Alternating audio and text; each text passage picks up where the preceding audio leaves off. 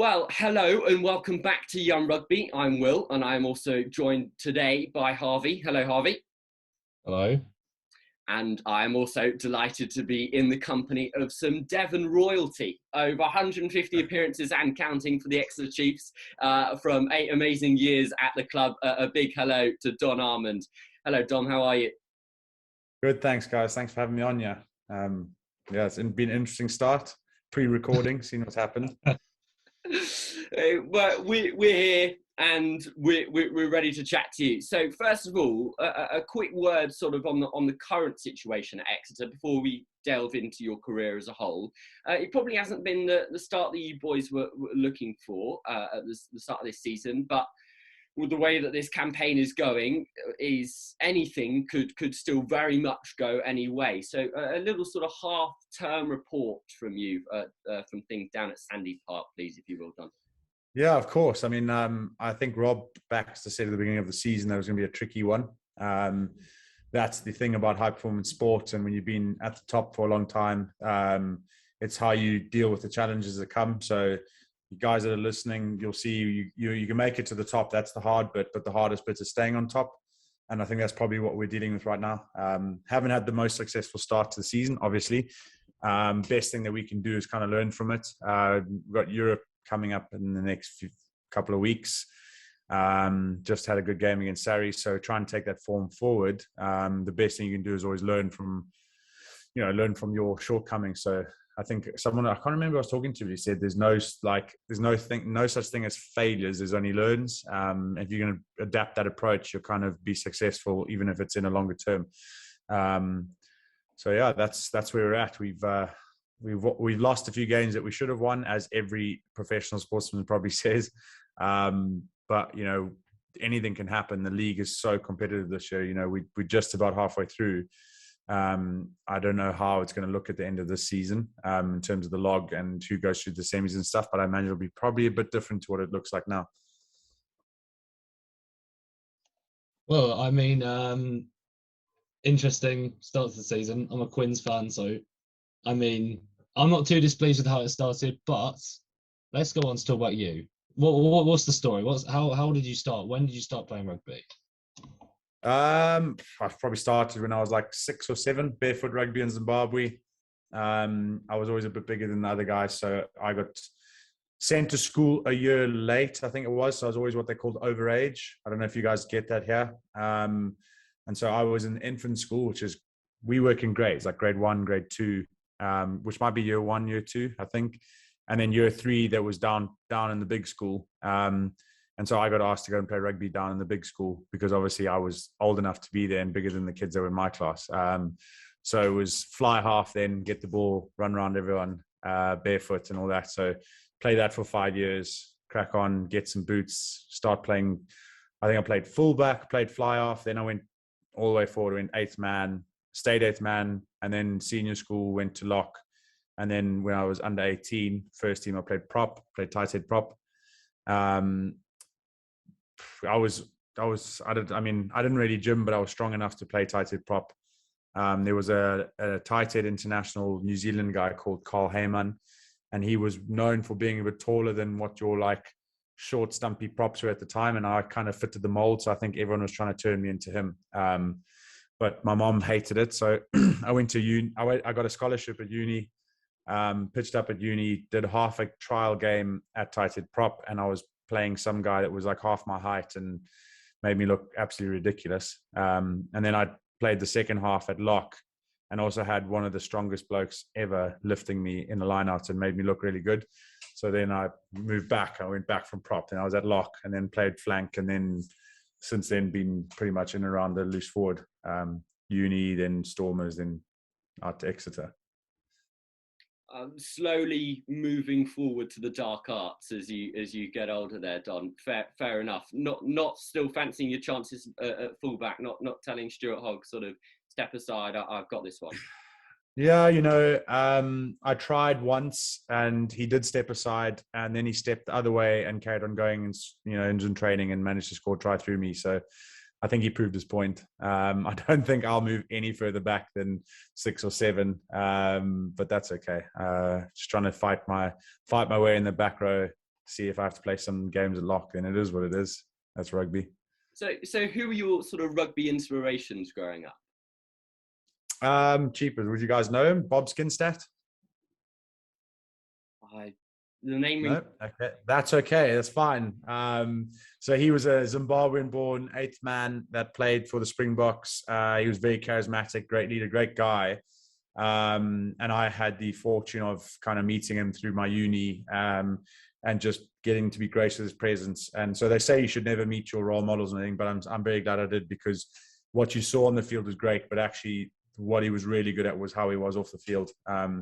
And so, I think my uni days kind of shaped a lot of how I see my approach to rugby, as in, it's great if you can be professional and work hard and all that kind of thing. Every professional is like that, but the difference is how you are as a person off the field, what you do in and around it. Are you trying to be a better person? Are you trying to raise the guys up around you? You learn the things that are important, becoming a man and all that kind of stuff, and the right kind of person. You mentioned earlier, after uni, you came through the ranks at Stormers. I'm just going to name a couple of the lads who are in the pack with you. Eben Itzebeth, Sia Khaleesi, Stephen Kipshoff, and Dwayne Vermeulen. Yeah. Some fairly heated competition start of your professional rugby career then. Yeah, and a guy called Francois Lowe, he was there. He left, and then I was in the next year, and then Skulkberger was also there when I was there. I don't know if you know him. You should. But yeah, there was heated competition. I was lucky enough that, sometimes you make your own luck. Sometimes things get lucky. The point is, you always got to make sure you're ready for when it's your turn. And I was lucky enough to be, obviously I was ready. I'd been working hard, as we all do. And there were a couple of injuries above me that gave me an opportunity that I never usually would have got. And then that's they were longer term injuries. So I got opportunities to put my foot forward. And I think, thankfully, I managed to do a good job at it.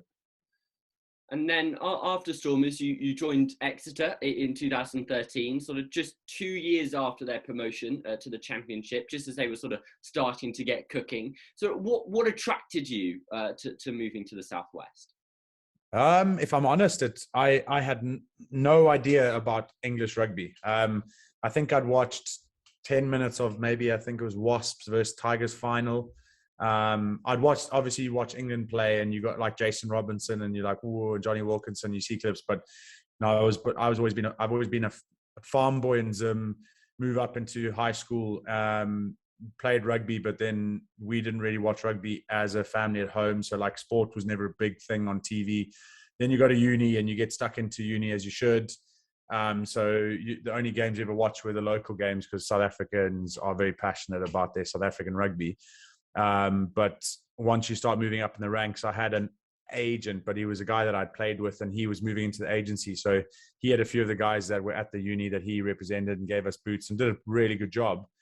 Then you make Stormers and you get a bit of a name for yourself. And, I had some people looking around, and Chiefs was one of them. And at the time, there was a few people that knew about them and gave me really good recommendations, but, it was all about, the performances were great and their story was unreal about how they've come up, but it was more, what was important was the culture. What were the things that were important? When results aren't going your way or they aren't going your way, those things that are important never change. So like working hard, good culture, like everyone trying to have a good time, that kind of thing. And luckily they happened to live up to that reputation that I heard. So I just quickly wanted to touch also upon your international ventures. Obviously, a cap in Argentina coming off the bench, and a cap at Twickenham against Ireland in 2018.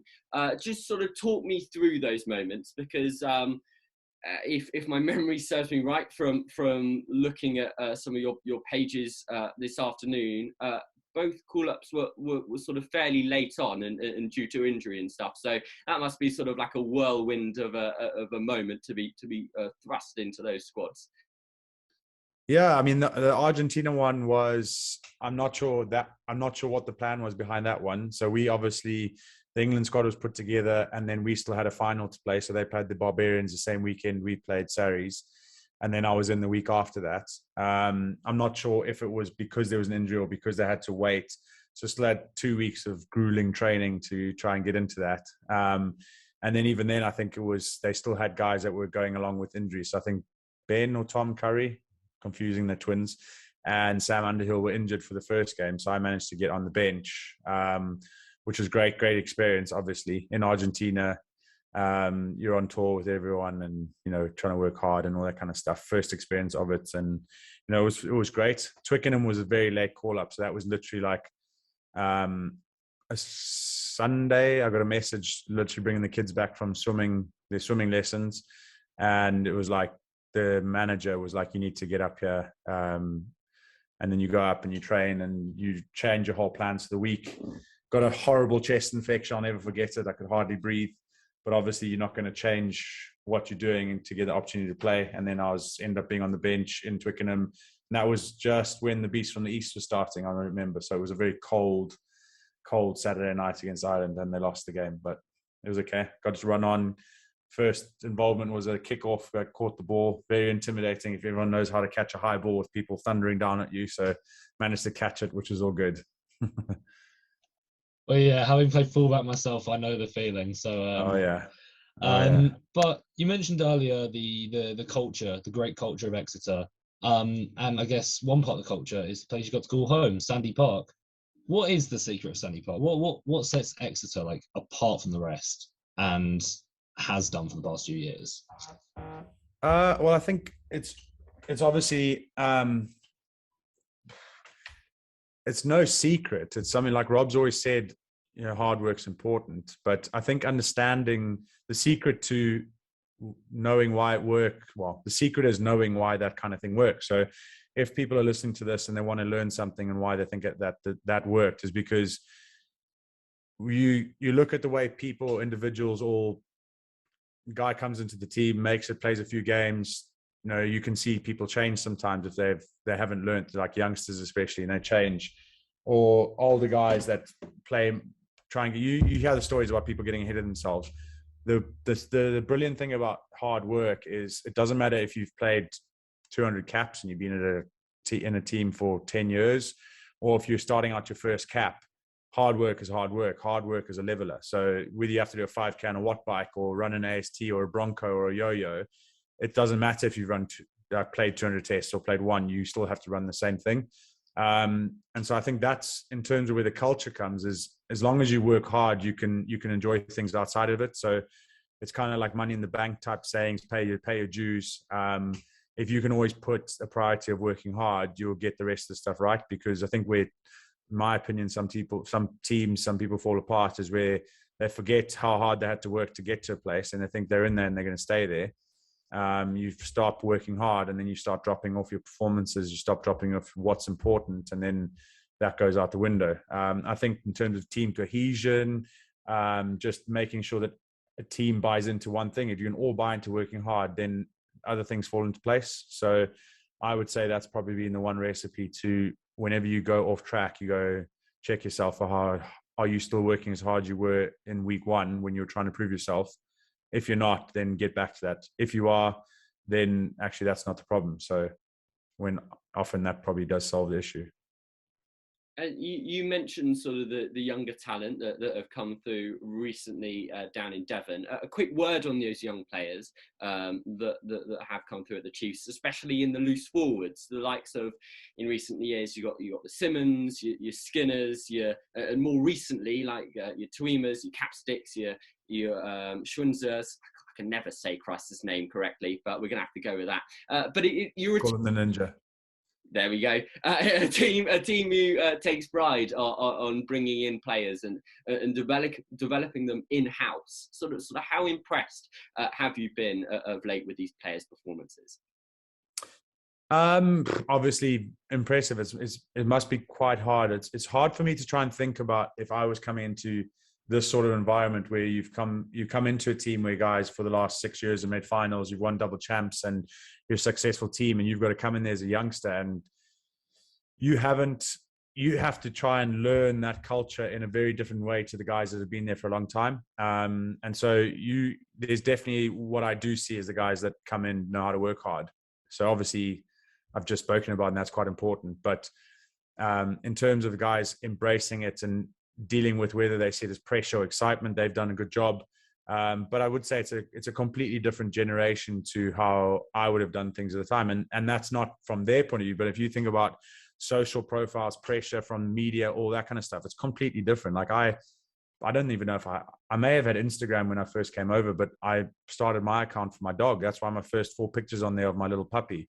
And so it literally wasn't a thing. Whereas these days you have to worry about working hard, keeping up social profile, making sure that you know, keeping up with the Kardashians or whatever you want to call it, making sure that your brand's there. And then you get all this outside pressure from all these people saying, look after yourself post-career, you got to do this, everything's going up. And it's a completely different ball game to when I was starting out, because things were a lot simpler. Work hard. If you want to go on Instagram, great. If you don't, it really doesn't matter. Twitter wasn't a big thing. People's opinions didn't really matter. You could literally just focus on what you needed to focus on. So it's a whole new challenge, and that's why it's quite impressive. Everyone's got a lot to learn. I don't think anyone comes in there with the naivety thinking that they're just going to come in there and play. So I have seen a lot of the guys that come in. You obviously start raw. Everyone can play, everyone can work hard. It's the things that they've got to learn off the field that are probably the most important. How to deal with S&C, how to deal with themselves, how to be more professional, how to be more consistent. I mean, there's so many different aspects that we could talk about in terms of the young guys. But overall, it's impressive because as long as you can come into any team and work hard, everything else will fall into place. So, yeah, I hope that answers your question. I guess you've kind of touched on our next question a little bit, but there will be a lot of young players watching this wanting to be where you are now. And what advice would you give the young players? I mean, I know it's such a niche question, but no, it's from you. It's interesting. So I listened to a podcast by Johnny Wilkinson. So it's called the High Performance Podcast. Have you heard of that? Have you heard of that channel? And have you looked at that interview? Really good stuff there. Completely different to what you'd probably think Johnny Wilkinson would say. So like he's talking about Zen, he's talking about finding flow. Stuff in there is so important to his mindset at the time that he's now, because his mindset that he had before has led him into a place that he didn't really want to be in. So I would definitely say, like, my advice I could go on for days, by the way. I've got loads of stuff that I'd love. Like I'm naturally want to help people out. So if anyone has questions, get hold of me on Instagram. Honestly, I don't mind helping out. But while you're listening to this, like, listen to the Johnny Wilkinson podcast. Think big, work on your belief, work on your confidence.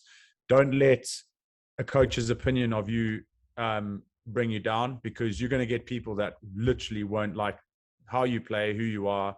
And if you think that their opinion is the most important opinion, you're not going to go very much further, because I promise you, they'll dent your confidence and they will stop you from. But if you always work hard and you always believe in yourself, and that coach isn't right for you, there'll be another coach that's right for you. In terms of coaching aside and other things, what you can control, I would say make sure that you get some form of consistency in your routine, your habits that lead towards a good ending on the field. So if you look at the guys that are very successful, I can tell you, like Knowlesy, Tom Waldron when he's here, those guys consistently work hard. They consistently do things in the gym that they know are going to benefit them on the field. And I'm not saying gym is the most important thing here, guys. I'm talking if there's things from a mental point of view. So if it's meditation that you want to do, don't shy away from that. Like, it's probably way more important to have your mental side of your game in where it needs to be rather than your physical, because if you're mentally right, you're going to make sure you're physically right. That just goes hand in hand. So consistency of your habits. You'll find when you get into as you start to climb the ranks in teams, you get more serious coaches and all that kind of thing. They'll start to implement recovery and all this kind of thing. So just whatever level it is you want to do of recovery, make sure it's consistent, because it's very easy to fall out of those, not do your recovery, go home, sit on the couch, watch TV, eat food that you know is not good for you, because that's what everyone else is doing. That's what your mates are doing. That's where the winning and the losing is, because the guys that can stay more consistent, and on a day off, if you've got a habit of going into the gym and doing guns, that's your habit, and you keep of going in and swimming, that's your habit, keep that. That is very important, because it's the consistency off the field that'll help lead to consistency on the field, because if you're keeping the consistent habits of the physical side of things, you're mentally keeping yourself physical. So you're mentally keeping yourself consistent. So if you let your physical side drop off from consistency immediately as a mental trigger, you know, okay, I got to sort myself out because I don't want to do these things. Why is it? Let's make sure I get back on track. So it's having measurables for yourself. On top of that, which is caveat, which is like in law, that means these are the conditions, but, okay, so what I've just said, but make sure that you're always enjoying it. So Johnny Wilkinson's thing of flow, being in the now, is so important because whatever's happened in the past is done. You can't control that. Whatever's going to come in the future is in the future. You cannot control that. So as much as you can, try and get yourself things that keep you in the present, because overthinking things never help. I promise you, they never help. All they do is they dent your confidence and they make you doubt your ability. Your ability to pitch up on a game day and catch a ball and pass a ball will never change. So there's no point in thinking about knocking on a ball, because the only thing you're going to end up doing is knocking on a ball. The only thing you got to think about is how much fun you're going to have, how you're going to stay present. So now we go on to, like, you can have these things called mental structure. Mental structure is the most important thing you can have, because when things are going wrong, or when they're going right, it's easy. You're in flow, you're happy, you're doing what you need to do. When they're going wrong, where do you turn? You guys won't, like, where do you turn? Oh, then you're going to go into overthinking. You're like, oh, I've just done that. How am I going to do this? All of a sudden, you're everywhere else except where you need to be because things aren't going right. So find yourself some mental structure that allows you to go, right, all these thoughts come back in now. So I've only discovered this in the last year and a half because I've done a lot of mental searching and all that kind of thing and chatting to people. And the mental structure was the biggest thing for me, because when things are going wrong, what is it that you can do on the field that helps you go, right, I'm going to center myself. And what I do is I do 10 breaths through my nose. So when I'm tired, I go, right, I got to get the oxygen in my body. The best way to do that through the nose, because it slows down your breathing and makes it more efficient. But it also goes, I'm focusing on 10. So I've got to count to 10. And when you're counting, you're actively stopping, going knock on, miss tackle, knock on, miss tackle. And you're going 1, 2, 3. So you've actually, without knowing it, you've centered yourself and you've gone back to the present. Because when you do that, so all these thoughts are coming. When you've come back to the present, you go, right, now I'm here. Next thing is catch the ball, or next thing is tackle, or next thing is the line out. And then you've done it. So get yourself some structure or mental structure for when you're on the field, and then keep your consistency off the field. And so you can work on those, develop those as you go. You're going to do things that are wrong, do things that are right, but, you know, maybe plant those seeds and water them and see how they grow. Absolutely. Well, it's lucky we've got that on record, because I'm going to listen to that again and again and again. Just a final little thing, Don, a little word on your gas and your streaming, and because, as I'm sure the viewers at home can see, you've got quite a nice setup going on over there. So it's a little word of doing every Tuesday. Yeah, thanks for letting me talk about it. Just gas is basically my brand. We're calling the gaming athlete because we want gamers to treat themselves like athletes. Like I've just said about looking after yourself, I like to help people. And I'm trying to see, how do we get into gamers and making sure that when you're sitting down doing something that you love, socializing with your mates, it's not actually to the detriment of your health. So we're trying to create this awareness that actually you can treat yourself like an athlete, because essentially what you're trying to do is you're trying to play a game where you perform and get the best shots, get the best reactions. In order to do that, you've got to look after your health. So we're trying to develop a brand that everyone can relate to. So gas, the branding, all that kind of stuff. We want to make sure the gamers and the guys that are getting into gaming can, you know, relate to it and buy into it and all that kind of stuff. But what you actually benefit from is the health side of things. So blue light glasses, compression socks, things that we're going to develop as we go to help you when you're sitting in a chair, so that when you're not sitting in a chair, you're not suffering from the side effects of lack of sleep or your sore back or your tingly legs or whatever it is, like those things that really bring you mental joy because you're with your mates. We're saying, well, you can do this, but just be aware of this kind of stuff. Now you've got an internal motivation to know why your sleep's important, because I've showed you a video on the blue light glasses, which actually tell you sleep's really important. So pretty much in a quick kind of way, that's what we're trying to do. We're trying to look after you guys, but create a brand that actually doesn't seem like we're trying to look after you. It just seems cool. Well, that is awesome, Don. It has been a real pleasure to talk to you today. Thanks so much for sort of spending time to talk us through your rugby roots. Thank you, Don. Thanks very much for having me, guys. Really enjoyed this. It was very refreshing.